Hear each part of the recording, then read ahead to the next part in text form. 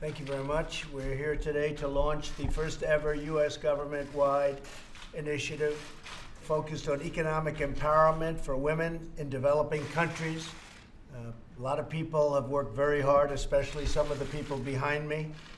I want to thank Ivanka for the incredible job that she's done in leading this initiative.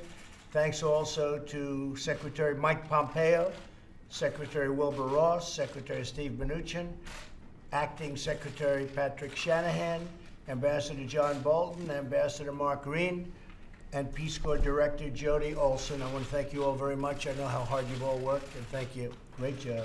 So important.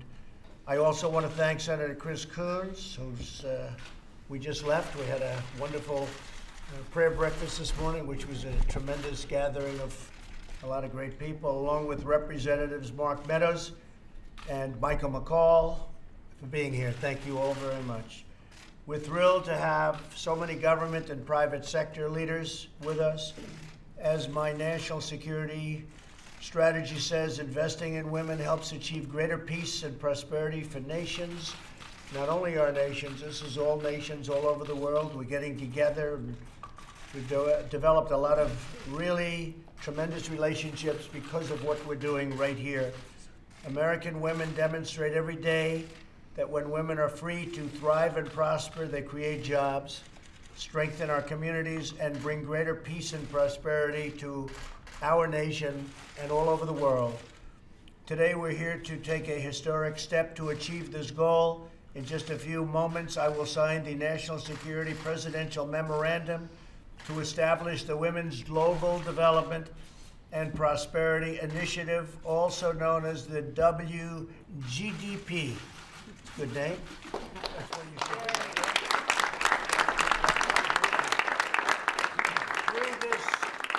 Through this initiative, our goal is to reach 50 million women and maybe more. And it looks like it is probably going to be substantially more than that, substantially more than 50 million women in the developing world, and that will be done, Ivanka, by 2025, they say. The wgdp will coordinate efforts. Is sort of interesting. GDP, I'm thinking about gross domestic product, but that's okay, because that's what you're doing. You're actually increasing gross domestic product. That's why, exactly. When you do this well. The wgdp will coordinate efforts across the federal government and work with other nations, organizations, and private sector partners to help women in developing countries fully and freely participate in their local economics. So this is a tremendous step for women. Other leaders of other countries have asked us to get involved and do it, and through the people standing behind me largely, that group has done something that a lot of people thought could not be done. I've directed the U.S.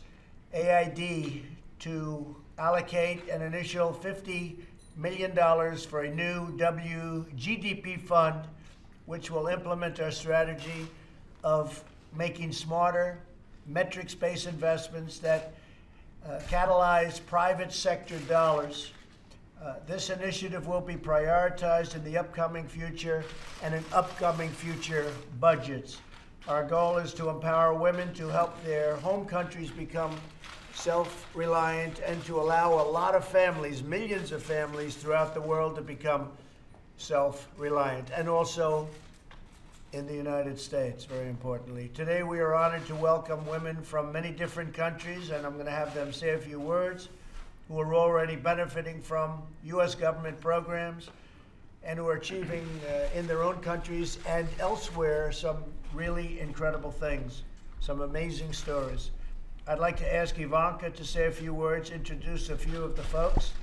And Ivanka, if you'd start off, maybe you could start right now, and then we'll do a signing when we're all finished. Okay? Yeah, absolutely. Good. Well, thank you for your tremendous leadership on this effort, and I want to thank everyone who's in this room for their contribution over the past year through the interagency process. As the President said, this is the first U.S. government, all of government, approach to empowering women in the developing world, and we're incredibly excited.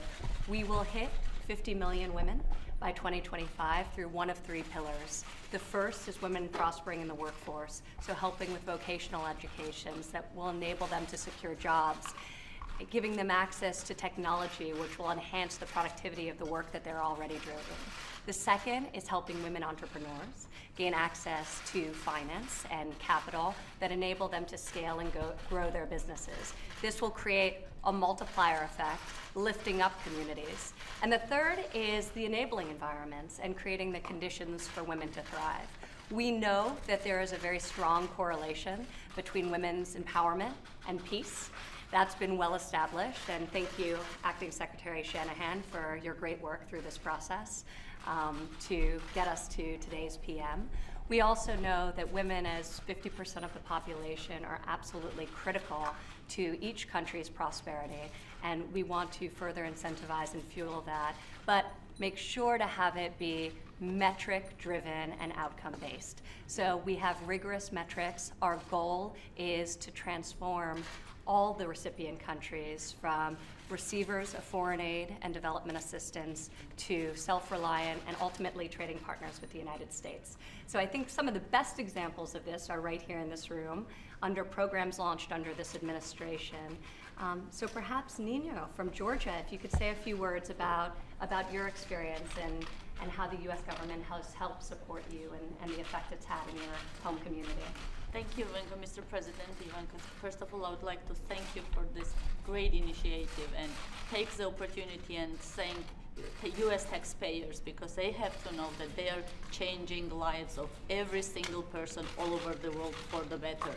I'm a grantee of Millennium Challenge Corporation, and I was the one who thought that the women in Georgia had no future. But the breaking point was when Millennium Challenge gave me the opportunity to overcome the challenge.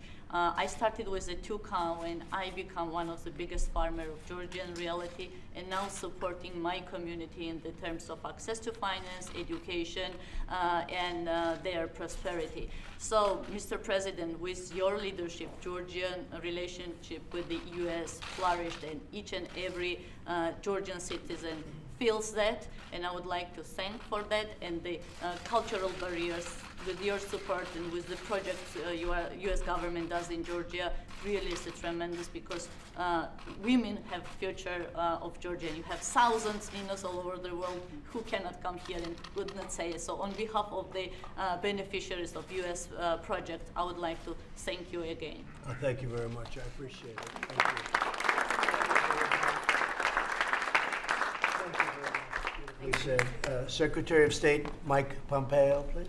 I'd just like to add, this is an important project. State Department is fully behind it. The women at the State Department are a central part of what we do, and that we will be through multiple programs. We've got scholars here from Fulbright, a long history, and this will be an important addition to America's efforts to empower women all across the world. We're proud to be a part of this, and we look forward to working on it in the days and weeks ahead.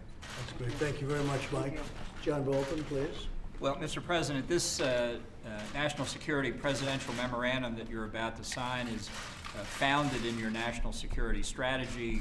The ideas that Ivanka has been pursuing here are critical, we think, to some of the central pillars of that strategy. Very important for the United States to see this development around the world. It's very exciting. It really is a whole of government approach, and everybody's behind it. Thank you, John, very much. Great job. Senator, please.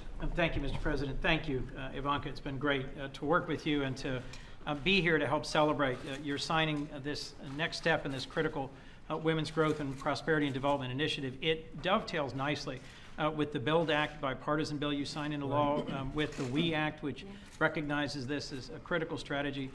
In my limited experience in Africa, every extra development dollar the United States invests in women, they invest in skills, in creating jobs, in building employment, and in their children and the future. And in societies where women's entrepreneurship is strong, there is peace. So I think this is a tremendous initiative. Thank you, Mr. President. Thank you very much. I appreciate it. Mark Meadows, I see you. You're back there, Mark, and you were so instrumental. Mr. President, thank you for your leadership, and Ivanka, thank you for your role. But more importantly, thank all the people here in the room for your leadership on this issue. But it's the stories that'll be told, Mr. President, that you'll never hear in this Oval Office. The lives that will be changed, the people that will be empowered, that will be a lasting legacy of this effort today. And I want to thank you. Thank you, Mark, very much. And Wilbur, commerce has a lot to do with what's going on right now, and this is a big part of commerce. What do you think? Well, it certainly is. If this goal is achieved, it'll add $12 trillion to the world GDP in 2025.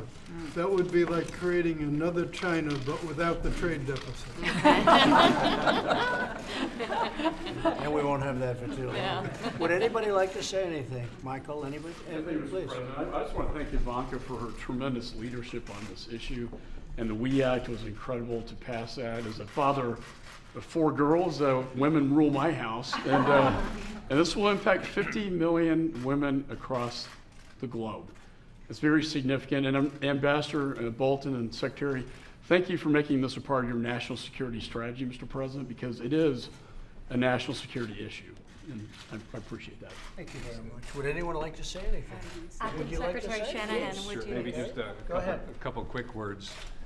Economic stability is good defense policy. The seeds of flawed ideology are born from the absence of economic security. I'm hoping, Ivanka, your initiative will put me out of business. Thank you. Thank you. Very good. Yes, please. My name is Elazande of Budala village, southern Malawi. Right? I am a founder and chairman of Budala Women's Group.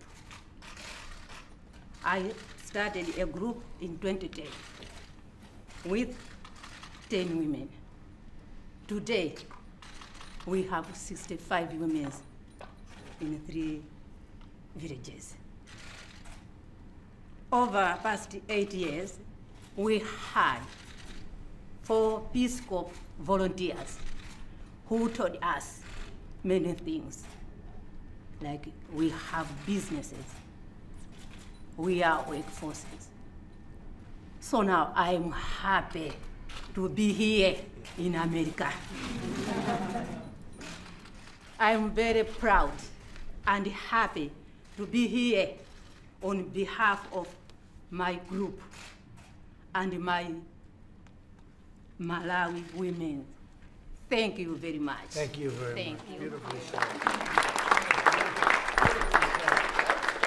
And one of the components of this initiative as well is the importance of catalyzing the private sector to achieve our shared goals. So we'll be announcing today a partnership with UPS to help women entrepreneurs gain access to markets through their services, as well as a partnership with Pepsi, a co-investment with USAID.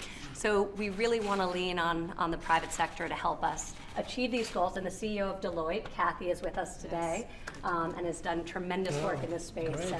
Would you like to say something? Yes, That's well, great. Thank you obviously, so the much. benefits are well documented, the barriers are well documented, Right. and we look forward to the bold strategy that's ahead of us, so we're really looking Thank you forward so to it. much. We appreciate what you did.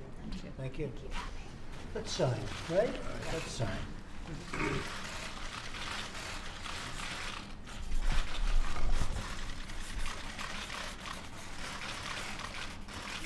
Okay.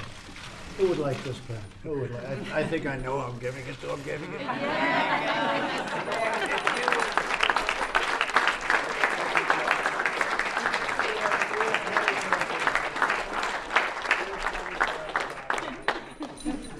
Everybody gets a pen. So here it is, folks. This is a lot of very hard work.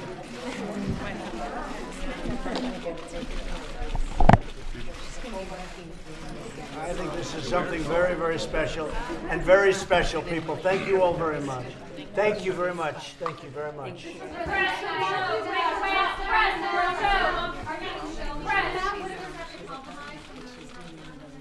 There could be. I hear they're working on something, and we'll see what happens. But I certainly hear that they're working on something, and both sides are moving along. We'll see what happens. We need border security. We have to have it. It's not an option. Let's see what happens. Should President Ford testify in the presidential race? All right, that he's an outstanding person. I would say if he did testify, he'd do very well. He's an outstanding person, a very, very fine man. Thank you all very much.